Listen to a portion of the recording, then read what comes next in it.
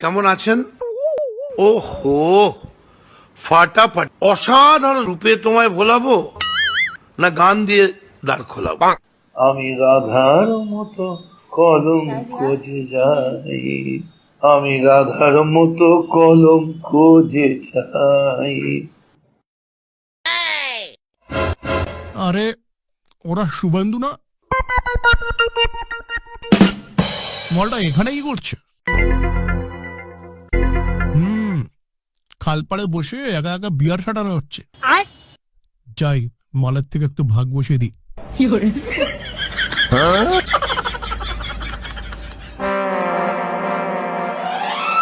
কিরে ভাই, মুখটা এরম পেঁচার মতো করে বসে আছিস কেন? গার্লফ্রেন্ড ছুটে গেল নাকি?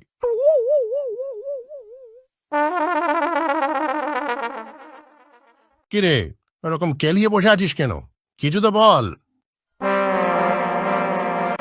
ঠিক আছে, তুই কেলিয়ে বসে থাক, ততক্ষণে আমি এটা সাবার করে দিই।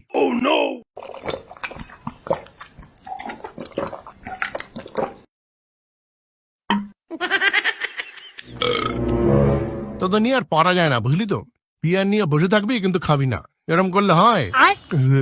এরপর যদি আবার কোনোদিন খেতে ইচ্ছা না করে আমাকে মিস কল দিয়ে দিবি, বুঝলি তো? আমি চলে আসবো। ওই যাবে হা করে কি দেখছিস রে? গাঁজা ফাজা খেয়েছিস নাকি আবার? শালা শান্তিকে তোরা কি আমাকে একটু মরতেও দিবি না? বলিস কি রে? এই কচি বয়সে তোর আবার মোরার শখ জেগেছে কেন? এমনিতে ভোটে তো হেগে ফেলেছি, ওদিকে আবার সকালে ঘুম থেকে উঠিনি বলে বাবা আমাকে লাথি মেরে বার করে দিয়েছে। তা কি হয়েছে? কাজ কাম কিছু করি না বলে আমার বাবাও তো মাঝে মাঝে আমাকে বাড়ি থেকে বের করে দেয়। শালা গার্লফ্রেন্ডের আজকে বিয়ে, নিমন্ত্রণ পর্যন্ত করলো না। তা কি হয়েছে? আর একটা গার্লফ্রেন্ড বানিয়ে নে, দুনিয়াতে কি মেয়ের অভাব আছে নাকি?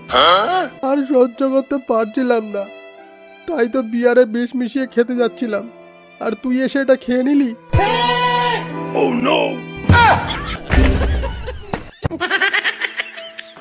ভাই, তুই আমার এইভাবে সর্বনাশ করতে পারলি? আমাকে আগে বললি না কেন ভাই? আমি বলার আগেই তো তুই খেয়ে নিলি, না বলার সুযোগটাই তো পেলাম না।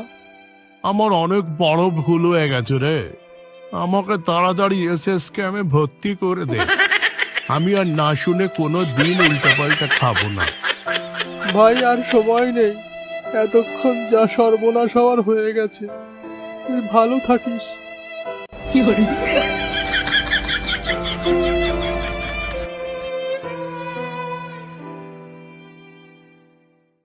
कैसा लगा मेरा मजाक?